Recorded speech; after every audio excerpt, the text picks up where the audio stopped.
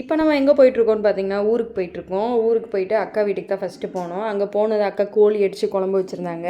Chicken 65, chicken gravy, நாட்டுக்கோழி தான் அடிச்சிருந்தாங்க. சாப்பாடு, ரசம், ஈரல் கிரேவி எல்லாமே வச்சுருந்தாங்க. போனது செம பசி வேறு, நல்லா வெளுத்து வாங்கினோம். அப்புறம் சாப்பாடெல்லாம் முடிச்சதும் தம்பி ஜூஸ் கொடுத்தான். அக்கா தான் கொடுத்து விட்டா. வேறு லெவலில் இருந்தது.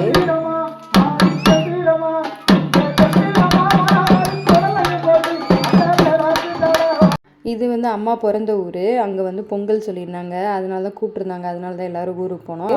அப்புறம் சாமி எல்லாமே முளைப்பாரியில் நல்லா பண்ணியிருந்தாங்க. முளைப்பாரி எல்லாமே சூப்பராக இருந்தது. வில்லேஜ் சைடு வந்து இந்த மாதிரி பொங்கல் வந்து வேறு லெவலில் இருக்கும். அக்ஷிதாவுக்கு மேலே தட்டும்போதே டான்ஸ் வர ஆரம்பிச்சிருச்சு. இதில் அவங்க அண்ணா வேறு கம்பெனிக்கு ஆடவும் நல்லாவே டான்ஸ் ஆட ஆரம்பிச்சிட்டாங்க. கிராமத்துலலாம் வருஷத்துக்கு ஒரு டைம் இந்த மாதிரி பொங்கல்லாம் நடக்கும். எங்களுக்குலாம் ரொம்ப பிடிக்கும். யார் யாருக்கு பிடிக்குமோ அவங்கெல்லாம் கமெண்ட் பண்ணுங்கள்.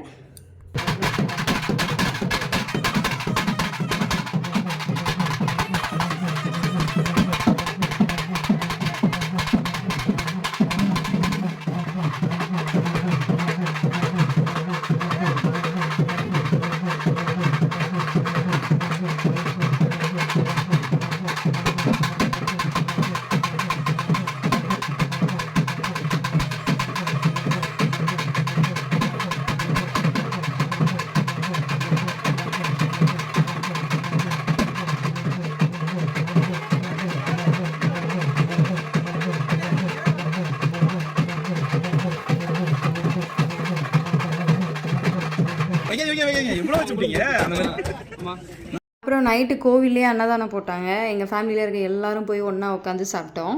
மழை வேறு பெஞ்சிட்டு இருந்தது. ஸோ எல்லாருமே உள்ளே உட்காந்து தான் சாப்பிட்டோம். ஒன்றா டேபிள் எடுத்து போட்டு வாழை தான் பரிமாறிட்டு இருந்தாங்க.